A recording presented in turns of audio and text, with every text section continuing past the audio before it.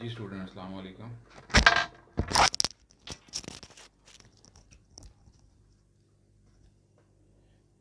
जी student अस्सलाम वालेकुम। I am live, kindly join me in this lecture. मैं 2-3 minute पहले आज आ गया हूँ ताकि जो हमारा टाइम ज़ाया होता है स्टूडेंट्स की ज्वाइनिंग है के अंदर वो ज़ाया ना हो। और काइंडली आप लोग अटेंडेंस लगाएं। जितने भी लोग ज्वाइन कर रहे हैं वो विद इन 5 मिनट्स अपनी अटेंडेंस करें। उसके बाद फिर मैं यहाँ से आपको मैसेज कर दूँगा कि अब अटेंडेंस फर्दर आगे नहीं होगी, ठीक है।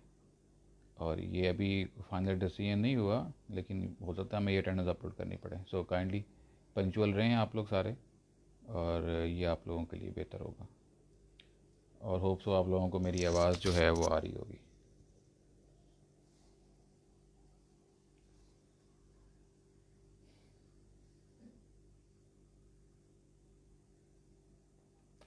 आप लोगों के तकरीबन कोई आज मैंने लेक्चर सारे अपलोड कर दिए हैं। CTS के ऊपर आप जाकर देख सकते हैं, वहाँ पे आपको लेक्चर मिल जाएगा। और साथ में आपको साथ में नोट्स भी मिल जाएंगे उसके, जो मैंने वहाँ पे अपलोड किए हैं। 35 लेक्चर्स जो हैं वो आप लोगों के हो चुके हैं आज की डेट तक, आज से पहले तक। और इंशाल्लाह 13 और लेक्चर्स हमारे पास हैं 48 पूरे होने में। और विद दिस स्पीड जिससे हम लोग चल रहे हैं इंशाल्लाह इस वीक में 3 लेक्चर्स और हैं, और फिर नेक्स्ट 2 वीक्स में हमारे पास, नेक्स्ट 3 वीक्स में इंशाल्लाह आपका ये कंप्लीट हो जाएगा। 48 लेक्चर्स कंप्लीट हो जाएंगे। और मेरी पूरी कोशिश होगी कि आज का वीक और उसके बाद नेक्स्ट 3 वीक्स मिला के तकरीबन 5 ऑफ मई से पहले पहले आपका कोर्स जो है वो कंप्लीट कर दिया जाए। जहाँ तक बेटा प्रैक्टिकल की बात है, तो आप लोगों ने 8 प्रैक्टिकल्स पहले परफॉर्म किए हैं। और अभी इंशाल्लाह मैं आपको प्रैक्टिकल्स जो हैं, जो भी हमारे अभी तक वीक्स हुए हैं, 3 वीक्स हमारे पास हो गए हैं, 3 प्रैक्टिकल्स मैं आपको फॉरवर्ड कर दूंगा व्हाट्सएप ग्रुप में। और उनको आप लोगों ने देख के साथ में नीचे इंस्ट्रक्शन भी लिख दूंगा। तो आप लोगों ने करना ये है कि प्रैक्टिकल जो है वो आपके पास आ जाएगा, आपने उसका रिसर्च आर्टिकल फाइंड करना है और उसकी समरी एक बना के तो आपने अपना प्रैक्टिकल जो है वो लिखना है उसके अंदर से। और हर स्टूडेंट जो है ये काम इंडिविजुअली करेगा, ठीक है, ताकि वो प्रॉब्लम ना हो हमें कि जी कॉपी पेस्ट वाला इशू ना हो। प्लस इंशाल्लाह लास्ट वीक के अंदर आप लोगों को एक अदद असाइनमेंट भी दी जाएगी। उसमें एक चैप्टर हमारा है छोटा सा, जिसमें हमने इक्विपमेंट्स हमने सिर्फ करने कुछ डोजेज फॉर्म्स के, वो आप लोगों ने आमतौर पे पढ़े हुए हैं, सिर्फ वो एक रिकॉल है। तो वो इंडिविजुअली वो भी एक डॉक्यूमेंट बना के तो मैं अपलोड कर दूँगा उसमें। तो स्टूडेंट्स ने इंडिविजुअल बेसिस पे वो भी असाइनमेंट जो है वो बना के तो मुझे सबमिट करनी होगी ग्रुप के अंदर ही नाम के साथ, ठीक है जी। तो ये कुछ इंस्ट्रक्शंस थी। 38 स्टूडेंट्स ने हमें ज्वाइन कर लिया है। तो इंशाल्लाह जैसे ही 50% होते हैं तो हम इसको शुरू करते हैं।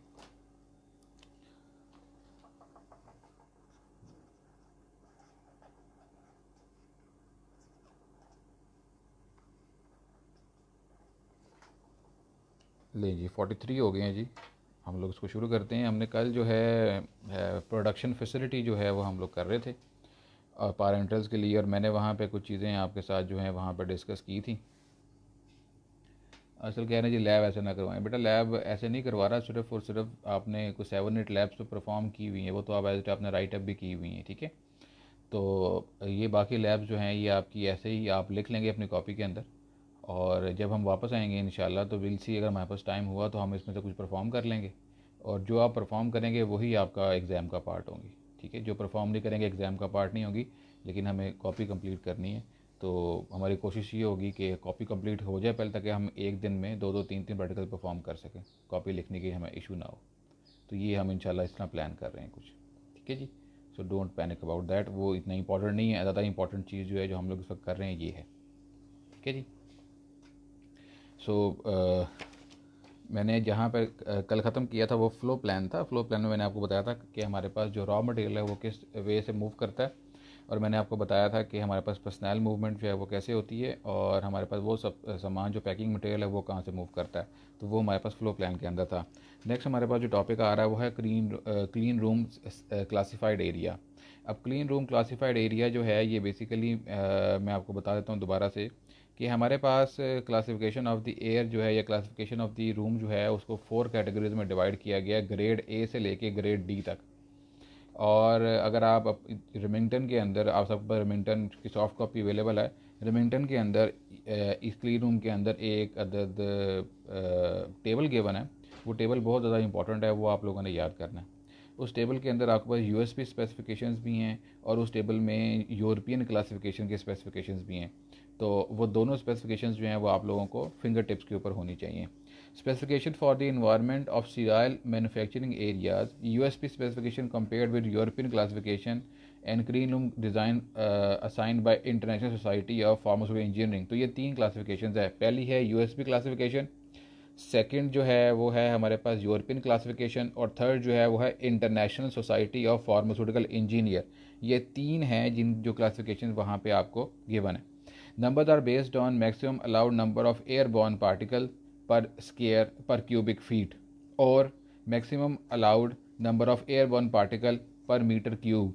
तो बेसिकली इसके अंदर हम लोग देखते क्या हैं, हम देखते हैं कि जी हमारे पास किसी भी एयर के अंदर एयरबॉर्न पार्टिकल्स कितने हो सकते हैं, कितने हैं।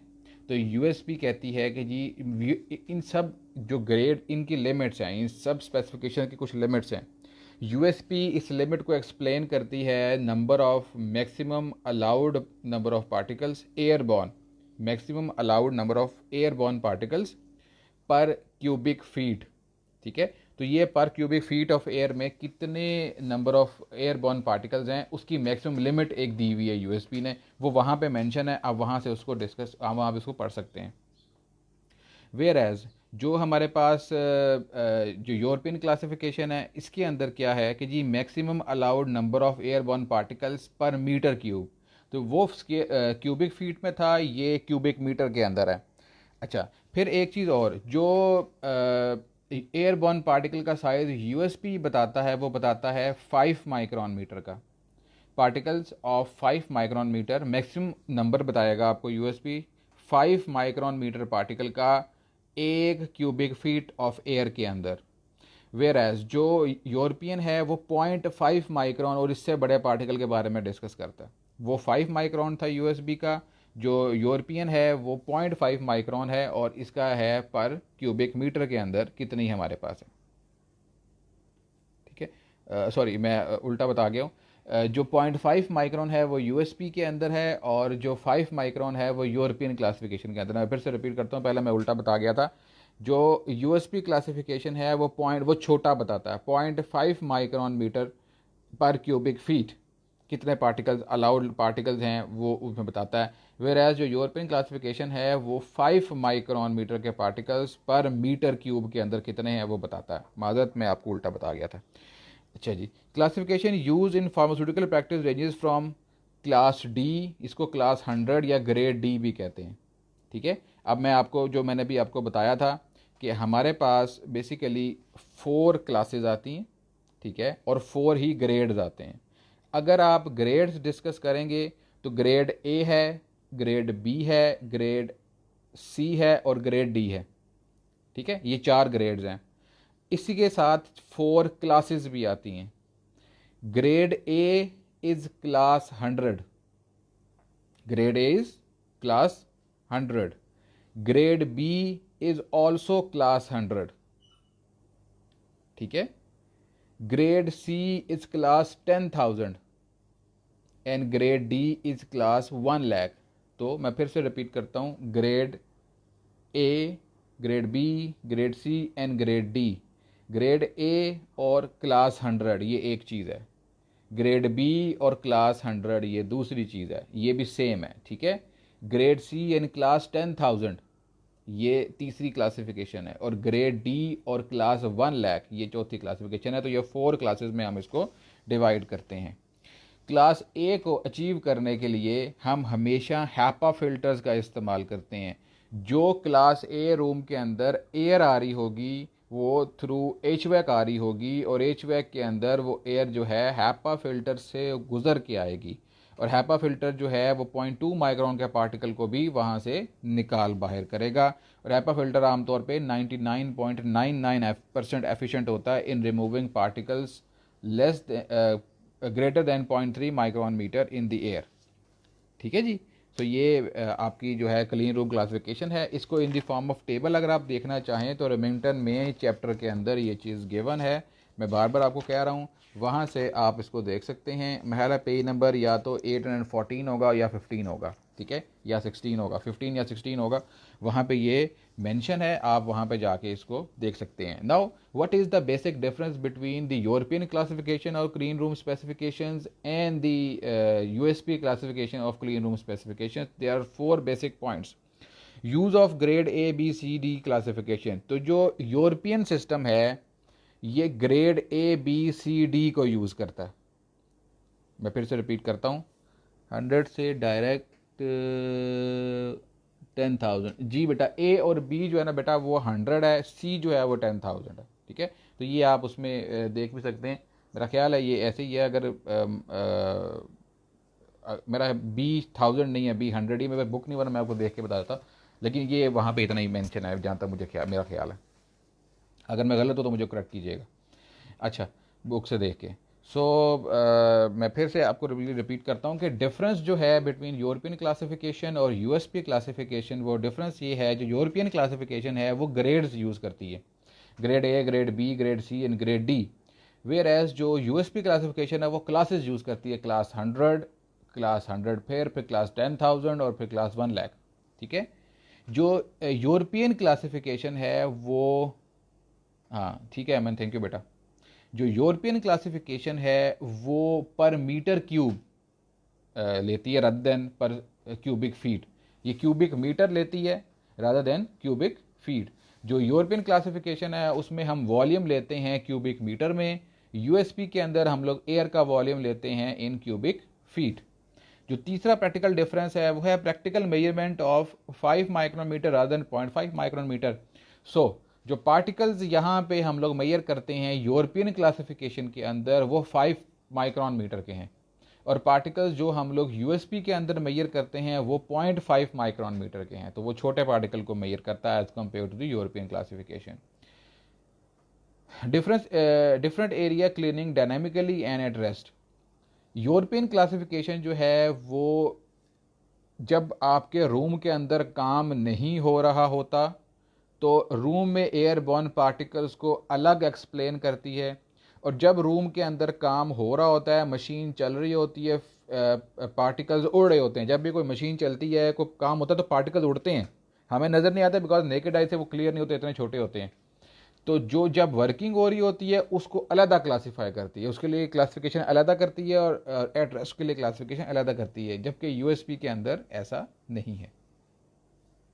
तो ये तो बेसिक डिफरेंस था एयर रूम क्लासिफिकेशन के अंदर। ये थोड़ा सा ट्रिकी है तो मैं फिर से आपके लिए रिपीट करता हूँ।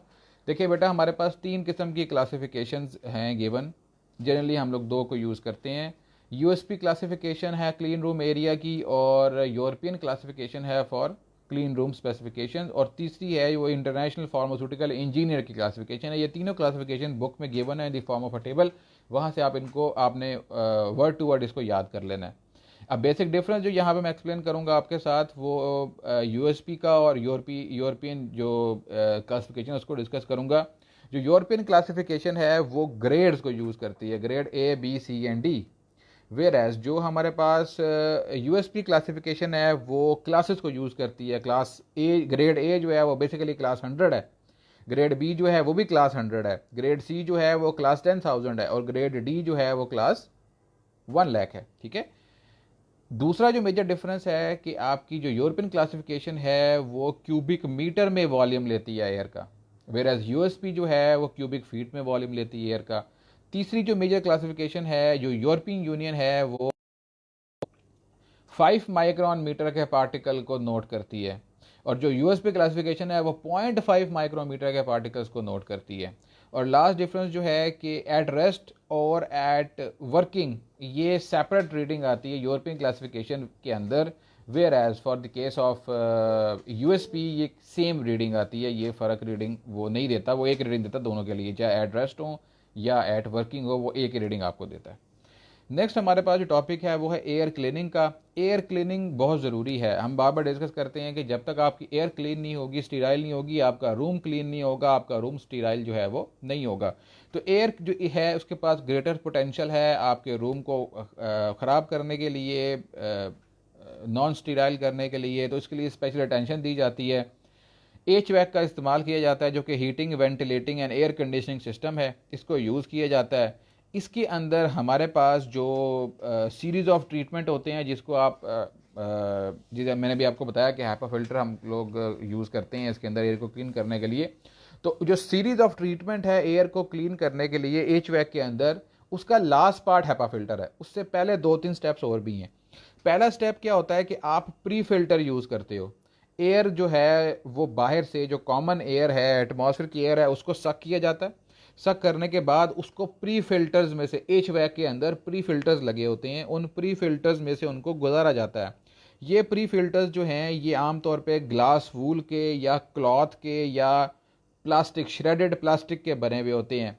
इनका मकसद ये होता है कि ये एयर के अंदर जो बड़े पार्टिकल्स हैं उनको रिमूव करे। कोई डस्ट पार्टिकल है, कोई फाइबर उड़ के आ गया है, कोई और पार्टिकल आ गया जो नेकेड आई से आपको नज़र भी आ रहा है, या टू सम एक्सटेंट नज़र नहीं भी आ रहा, तो बड़े साइज़ का पार्टिकल है, 0.5 से बड़ा है, तो इन दैट केस वो यहाँ पे प्री फिल्टर में रिमूव हो जाएगा। ये स्टेप नंबर 1 है। स्टेप नंबर 2 जो इसके अंदर होता है वो कहलाता है इलेक्ट्रोस्टैटिक प्रेसिपिटेटर।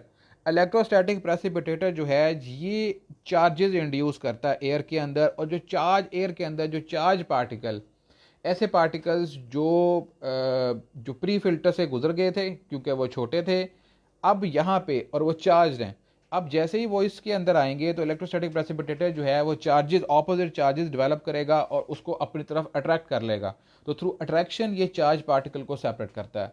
फिर हमारे पास थर्ड फेज आता है जो हैपा फिल्टर कहलाता है, और इसके अंदर हम लोग फिर अपनी एयर को हैपा फिल्टर के अंदर से गुजारते हैं, और उसकी वजह से हमारे पास जो पार्टिकल्स हैं, क्योंकि HEPA फिल्टर जो है 0.3 माइक्रोमीटर से बड़े पार्टिकल्स को 99.99% एफिशिएंसी से उसको रिमूव करता है, और उस रिमूवल की वजह से फिर आपकी एयर जो है वो क्लीन हो जाती है, स्टीराइल हो जाती है।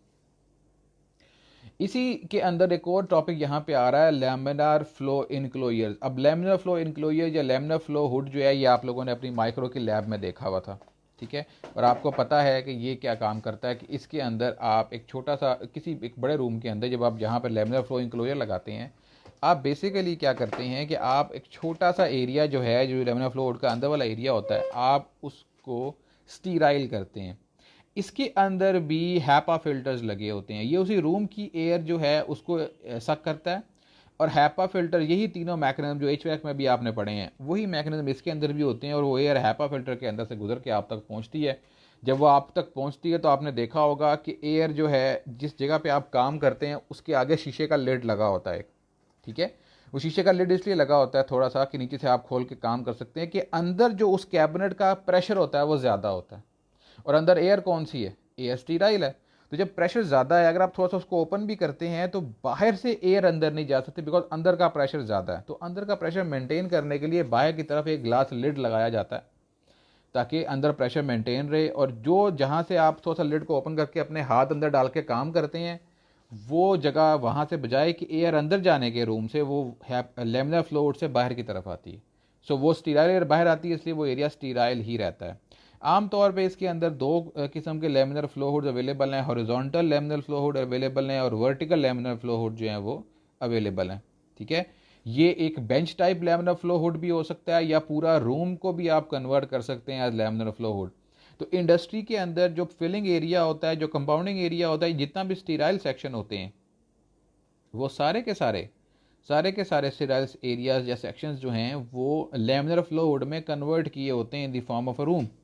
अच्छा जी, क्वेश्चन आए हैं जी। अहमद, हैपा फिल्टर 0.22 का नहीं होता सर? बेटा 0.22 माइक्रोन का तो वो होता है। 0.22 माइक्रोन, हम जो इसको एक एफिशिएंसी की जब बात करते हैं तो 0.3 माइक्रोन से जो बड़े पार्टिकल्स हैं उनको रिमूव करेगा, ठीक है। जो इस केस में आप ये कह सकते हो कि जी 0.22 माइक्रोन इसका पोर साइज है, तो इससे बड़ा जो पार्टिकल होगा वो इसमें से क्रॉस नहीं करेगा। तो इसको सेफ साइड पर रखने के लिए यूएसपी ने क्लासिफाई किया है कि हर वो फिल्टर जो 0.3 माइक्रोन मीटर के पार्टिकल्स 99.99% एफिशिएंसी से रिमूव करे वो हैपा फिल्टर कहलाएगा। ठीक है जी। तो रुखसार हाँ जी, वर्टिकल और हॉरिजॉन्टल दो इसके अंदर आते हैं। जो वर्टिकल लैमिनार फ्लो हुड है, ठीक है, इसके अंदर एयर जो है वो ऊपर से नीचे आती है, मीन्स ये छत पे लगा होगा और नीचे की तरफ एयर फेंकेगा, नीचे वर्किंग हो रही है। आपकी जो फिलिंग लाइंस होती हैं, आपने अपनी फिलिंग मशीन देखी है, एम्प्यूल फिलिंग मशीन देखी है, ये एम्प्यूल फिलिंग मशीन जो है लाइन में ये बड़े साइज़ की लगाई होती है और इसके ऊपर ऐसे ही एक लैमिनार फ्लो हुड लगा होता है जहाँ से एयर आती है और दोनों तरफ कर्टन्स होते हैं। सो सेंटर में आपका, इस एग्जांपल ये आपकी लाइन है जिसके ऊपर आपकी फिलिंग हो रही है, इधर ऊपर इसके ऊपर लैमिनार फ्लो हुड, ये हैपा फिल्टर लगा होगा, लैमिनार फ्लो हुड लगा होगा, ठीक है, और इसके पीछे, इसके आगे वाली साइड पे भी कर्टन होगा प्लास्टिक का और इसके पीछे वाली साइड में भी प्लास्टिक का कर्टन होगा। तो ये अंदर एक एटमॉस्फेयर बन जाएगा। दो वो जो रूम है वो पहले ही क्लास ए के अंदर है, वो पहले ही स्टीराइल है, लेकिन उस स्टीराइल रूम के अंदर फर्दर उसको और ज़्यादा स्टीराइल करने के लिए आप मशीन के ऊपर भी ये लैमिनार फ्लो हुड लगाते हो। ठीक है जी। The area outside may be contained at slightly lower level of cleanliness perhaps 10,000 और 1000, लेकिन इस केस में क्लास 1000 या क्लास 100 ही हम लोग बाहर बी क्लास ए ही रखते हैं। ठीक है जी। अच्छा जी, तो ये था जी आपका लैमिनार फ्लो इनक्लोजर। अच्छा, वर्टिकल फ्लो, अच्छा इसके अंदर कुछ चीज़ें यहाँ पे थोड़ा सा जो इशू आता है, जो वर्टिकल फ्लो है हमारे पास लैमिनार फ्लो हुड का, इसमें चांसेस ये होते हैं कि जब मशीन चल रही है तो फीलिंग हो रही है, पार्टिकल ऊपर की तरफ उड़ेगा। अब जब पार्टिकल ऊपर की तरफ उड़ेगा तो ऊपर से तो हवा आ रही है, तो वो उड़ के वापस नीचे आएगा, तो देयर आर चांसेस के पार्टिकल, जो एयरबॉर्न पार्टिकल है, वो एम्प्यूल के अंदर चला जाए ड्यूरिंग फिलिंग। ठीक है, ये एक प्रॉब्लम हो सकती है। वेयर एज जो हॉरिजॉन्टल फ्लो है, इसमें जैसे मैं यूं खड़ा हूं तो अगर एयर टूवर्ड्स मी आ रही है, मैं ऐसे काम कर रहा हूं लैमिनार फ्लो हुड के अंदर, ठीक है, तो एयर टूवर्ड्स मेरी तरफ आ रही है, तो इस केस में जब एयर मेरी तरफ आएगी तो जो भी मैं काम करूं, जो पार्टिकल उड़ेगा वो मेरी तरफ आएगा। तो देयर आर चांसेस, जो हॉरिजॉन्टल फ्लो होता है इसमें, कि आपका ऑपरेटर जो है उसकी फेस पे पार्टिकल गिर सकते हैं, उसका फेस कंटेमिनेशन जो है वो हो सकती है, इसलिए ऑपरेटर डेंजर का इशू है यहाँ पे। ठीक है, हॉरिजॉन्टल के अंदर, वर्टिकल के अंदर पार्टिकल जो है वो जा सकता है वापस आपके एम्प्यूल के अंदर। ठीक है जी। नेक्स्ट है जी इसके अंदर working, any reverse air particle removing with greater velocity than the HEPA filter air flow, वो जो मैंने आपको बताया ये वर्किंग के अंदर वही आता है कि एयर स्ट्रीम के अंदर आपने कोई लीक्स तो नहीं है वो चेक कर लेने हैं, हैपा फिल्टर में कोई लीक्स तो नहीं है वो चेक कर लेने हैं। जब मैंने आपको 7th सेमेस्टर में फिल्ट्रेशन का चैप्टर पढ़ाया था तो वहाँ पे मैंने आपको बताया था कि अगर किसी वजह से एफिशिएंसी ऑफ द फिल्टर पहले से ज़्यादा हो गई है तो ये खुशी की बात नहीं है, बल्कि आपका फ़िल्टर जो है उसका पोर साइज़ बड़ा हो गया है।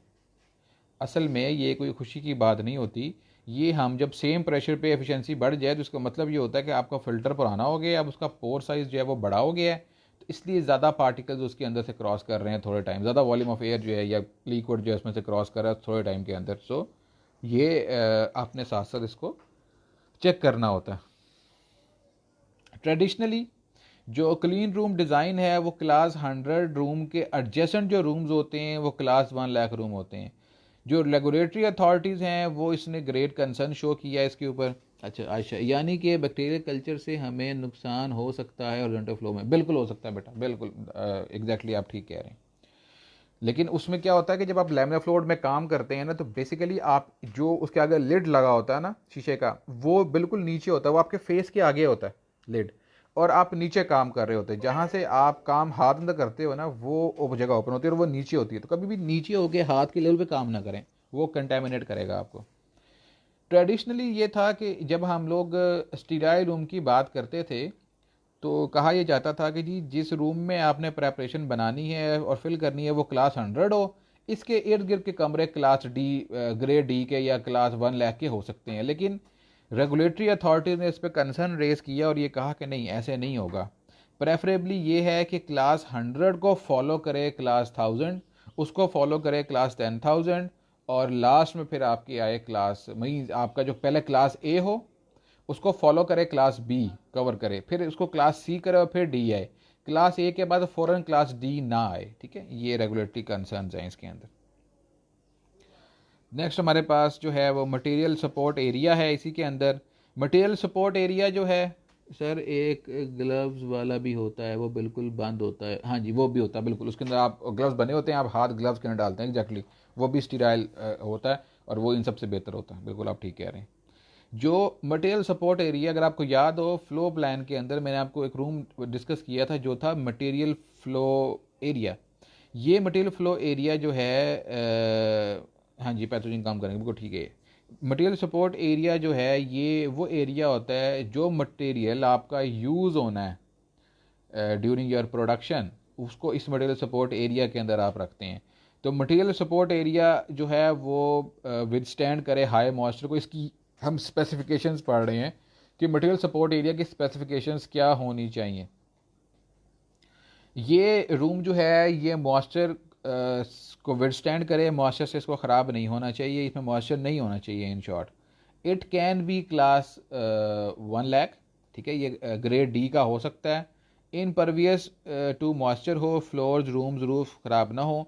विनाइल और एपॉक्सी सीलिंग कोट होना चाहिए, जो मैंने आपको बताया था ना कि वॉल्स पे और ज़मीन पे और छत पे हम लोग कोट करते हैं पेंट का ताकि पोर्स ना आए, वो विनाइल या एपॉक्सी रेजिन पेंट होता है और उसका फ़ायदा ये होता है कि उसमें पोर्स नहीं होते और वहाँ पे कॉलोनीज डेवलप नहीं हो सकती, ठीक है। तो मटेरियल सपोर्ट एरिया में क्योंकि आपका मटेरियल ओपन नहीं होता यहाँ पे, तो ये क्लास डी हो सकती है। कंपाउंडिंग एरिया जो है it should essentially be aseptic, ठीक है। Formula is compounded, not essential that the area is aseptic, control mechanism particle should be more stringent than material support area.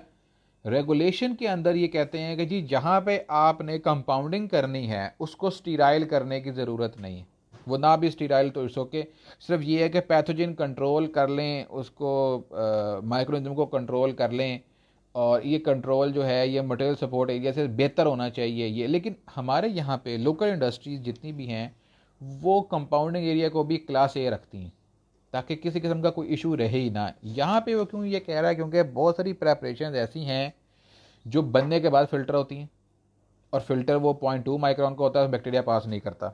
और बहुत सारी प्रेपरेशन जो हैं वो जब फील हो जाती हैं तो टर्मिनल स्टेरिलाइजेशन की तरफ जाती हैं, तो उनका मेथड इतना स्ट्रिंजेंट होता है कि अगर कंपाउंडिंग के अंदर कोई पार्टिकल बीच में आ भी गया है तो फिलिंग तक नहीं पहुंचता वो।